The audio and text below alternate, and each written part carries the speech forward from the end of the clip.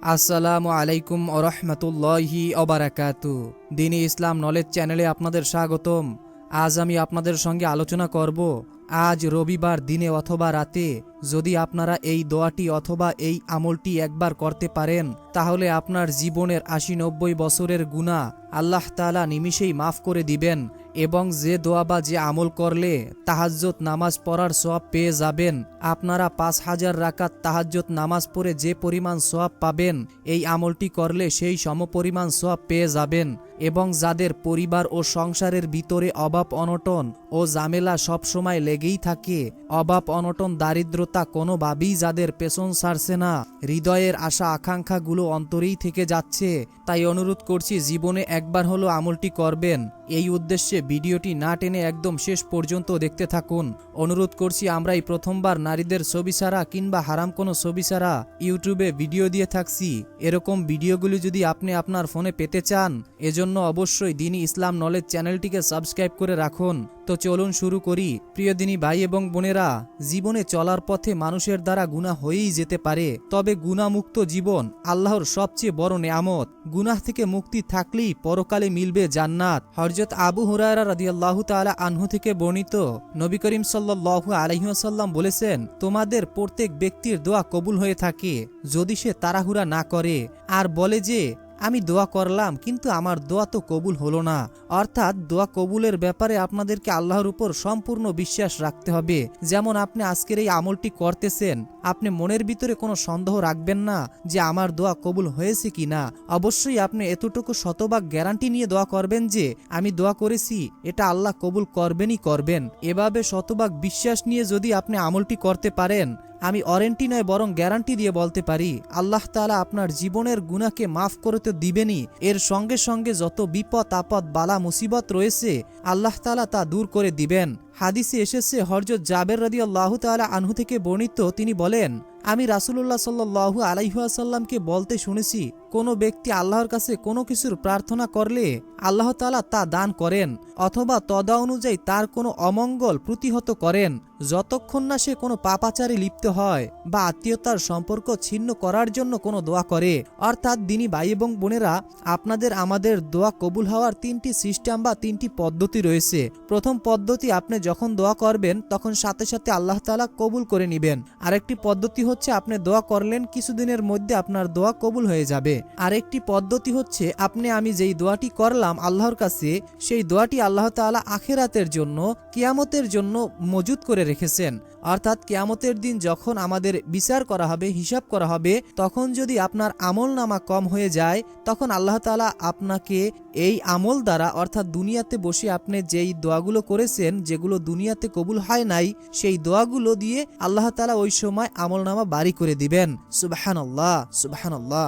তো দ্বীনি ভাই এবং বোনেরা, সর্বপ্রথম আমি আপনাদেরকে ঋণ মুক্তির দোয়া ও আমল বলে দিব।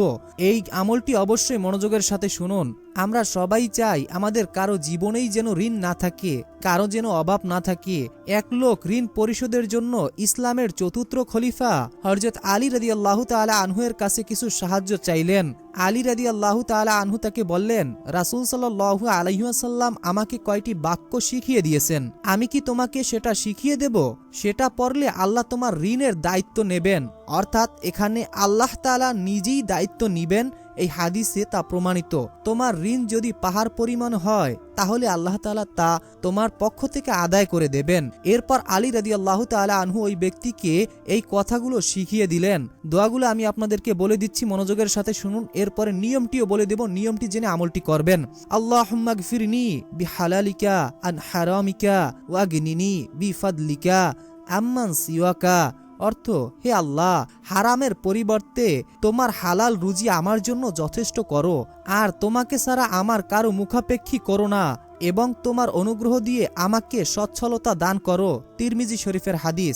দ্বীনি ভাই এবং বোনেরা, আমি এখন আপনাদেরকে কয়েকটি আমলের কথা বলে দিব, যে আমলগুলো করলে সর্বদা আপনাদের রিজিকের অভাব অনটন থাকবে না, আল্লাহর রহমত আপনাদের ঘরের উপরে নাজিল হবে, আপনার উপর আল্লাহ তাআলা খুশি হয়ে আল্লাহর রহমত নাজিল করবেন।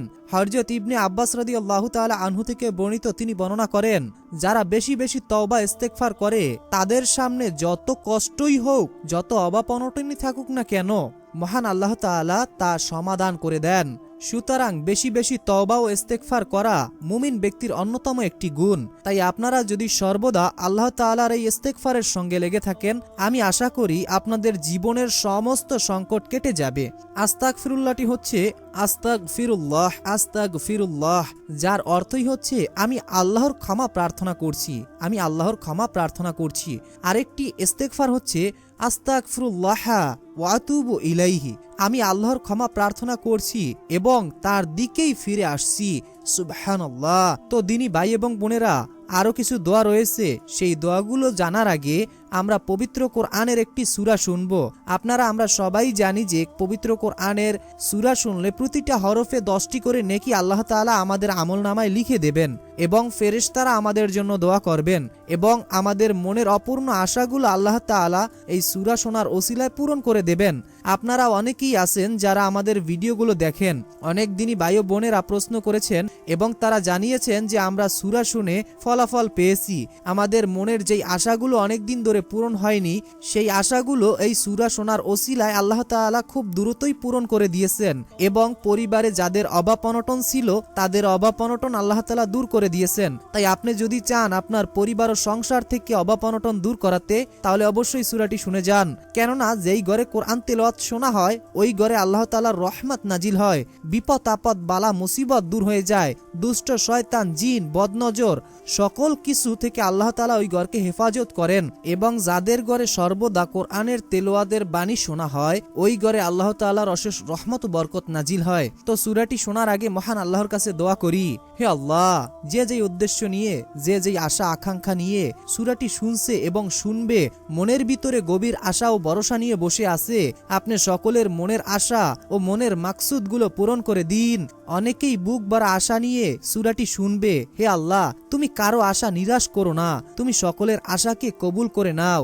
অনেকেই তো অভাবে আছে, অনেকেই তো টাকার সমস্যার ভিতরে আছে, অনেকের পরিবারে সুখ শান্তি নেই, সর্বদা অশান্তির ভিতরে থাকতেছে, বিপদ আপদ কোনোভাবেই যাদের পেছন ছাড়ছে না, হে আল্লাহ, হে রহমানুর রহিম, হে আলিমুল গাইব, হে কুল্লি শাইইন কদির, তুমি এই সূরাটি শোনার ওসিলায় সকলের সকল বিপদ আপদ বালা মুসিবত সকল সমস্যা দূর করে দিন, আমিন। কমেন্ট বক্সে আপনি আমিন লিখে দোয়াতে শরীক থাকুন। তো মনোযোগের সাথে সূরাটি শোনার পর দোয়া ও আমলগুলো জানবো। আউযু বিল্লাহি মিনাশ শাইতানির রাজীম। বিসমিল্লাহির রহমানির রহিম। আর রহমান আল্লামাল কুরআন খালাকাল ইনসান আল্লামাহুল বায়ান। الشمس والقمر بحسبان والنجم والشجر يسجدان والسماء رفعها ووضع الميزان ألا تطغوا في الميزان وأقيموا الوزن بالقسط ولا تخسروا الميزان والأرض وضعها للأنام فيها فاكهة والنخل ذات الأكمام والحب ذو العصف والريحان فبأي آلاء ربكما تكذبان خلق الإنسان من صلصال كالفخار وخلق الجان من مارج من نار فبأي آلاء ربكما تكذبان رب المشرقين رب المغربين فبأي آلاء ربكما تكذبان مرج البحرين يلتقيان بينهما برزخ لا يبغيان فبأي آلاء ربكما تكذبان يخرج منهما اللؤلؤ والمرجان فبأي آلاء ربكما تكذبان وله الجوار المنشآت في البحر كالأعلام فبأي آلاء ربكما تكذبان كل من عليها فان ويبقى وجه ربك ذو الجلال والإكرام فبأي آلاء ربكما تكذبان يسأله من في السماوات والأرض كل يوم هو في شان فبأي آلاء ربكما تكذبان سنفرغ لكم أيها الثقلان فبأي آلاء ربكما تكذبان يا معشر الجن والإنس إن استطعتم أن تنفذوا من أقطار السماوات والأرض فانفذوا لا تنفذون إلا بسلطان فبأي آلاء ربكما تكذبان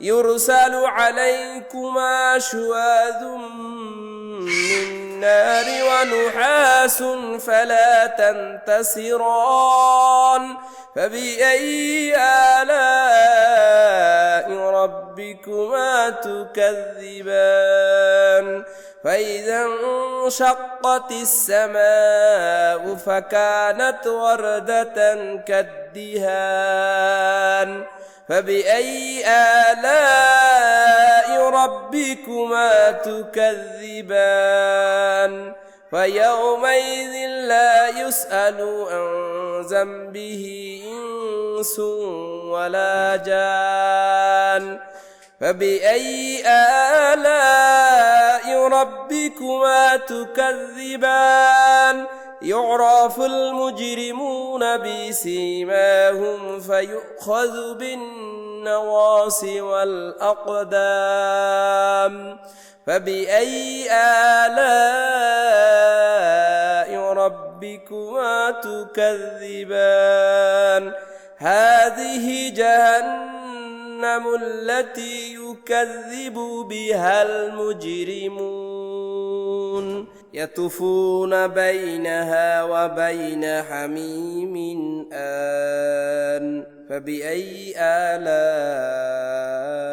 ربكما تكذبان ولمن خاف مقام ربه جنتان فبأي آلاء ربكما تكذبان ذواتا أفنان فبأي آلاء ربكما تكذبان فيهما عينان تجريان فبأي آلاء ربكما تكذبان فيهما من كل فاكهة زوجان فبأي آلاء ربكما تكذبان متكئين على فروش بطائنها من استبرق وجنى الجنتان دان فبأي آلاء ربكما تكذبان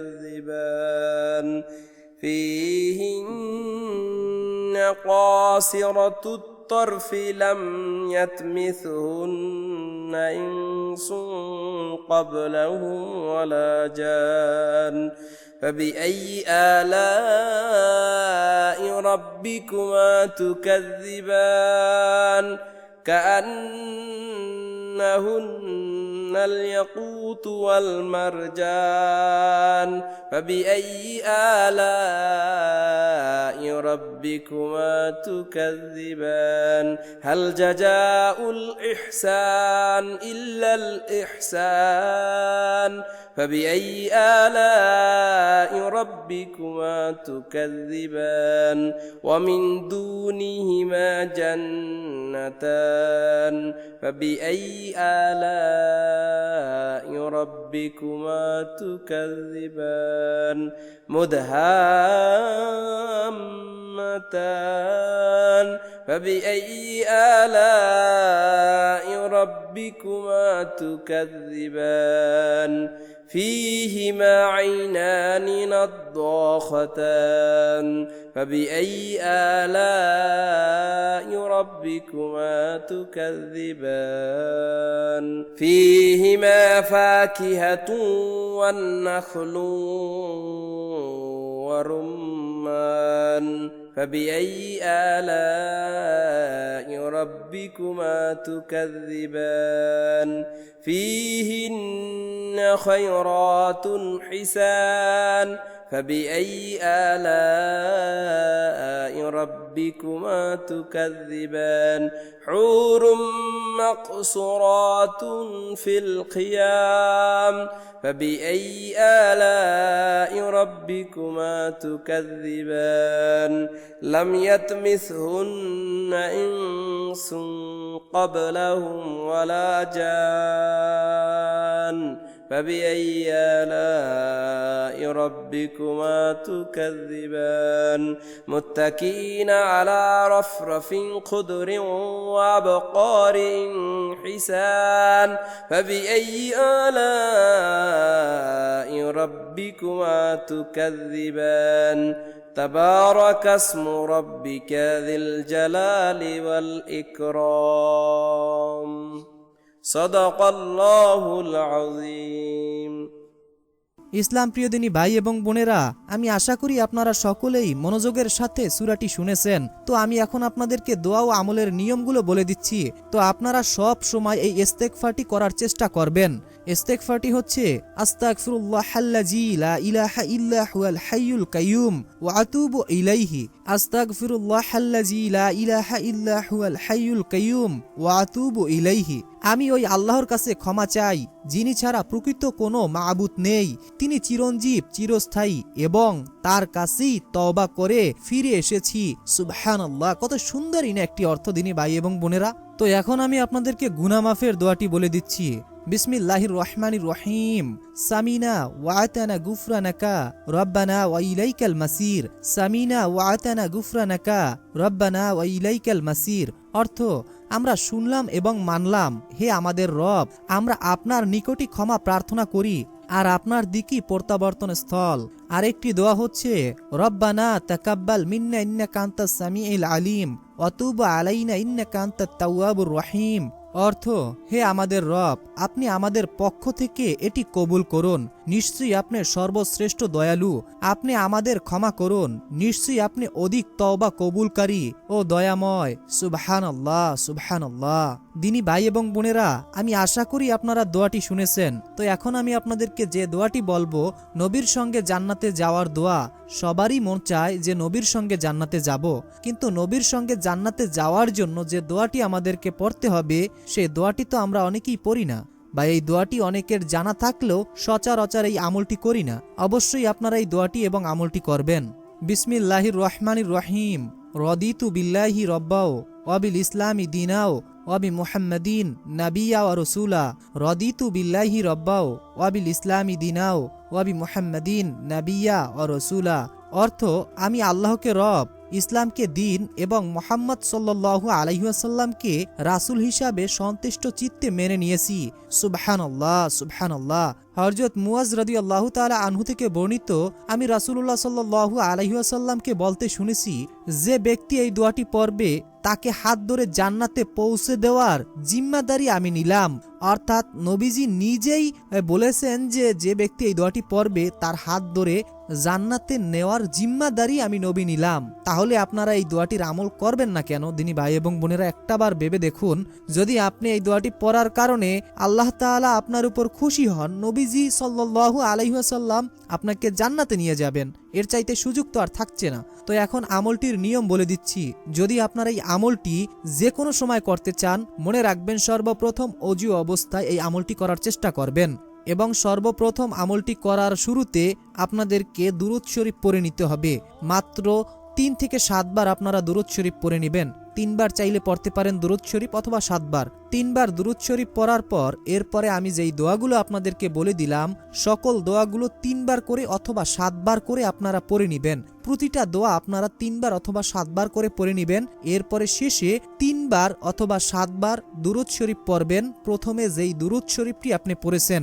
এরপরে আপনি আল্লাহ তাআলার কাছে আপনি মোনাজাতের মাধ্যমে আপনার মনের সকল কথা আল্লাহর কাছে প্রকাশ করবেন। আপনার যেটা প্রয়োজন আল্লাহর কাছে তুলে ধরবেন। ইনশাআল্লাহ এই দোয়ার ওসিলায়, এই আমলের ওসিলায় আপনার সকল সমস্যা ও সকল বিপদ আপদ দূর করে দিবেন মহান আল্লাহ পাক রব্বুল আলামিন নিজেই। মনের ভিতরে বিশ্বাস নিয়ে আমলটি করবেন। তো এই ছিল আমাদের আজকের ভিডিও। আসসালামু আলাইকুম ওয়া রাহমাতুল্লাহি ওয়া বারাকাতুহু।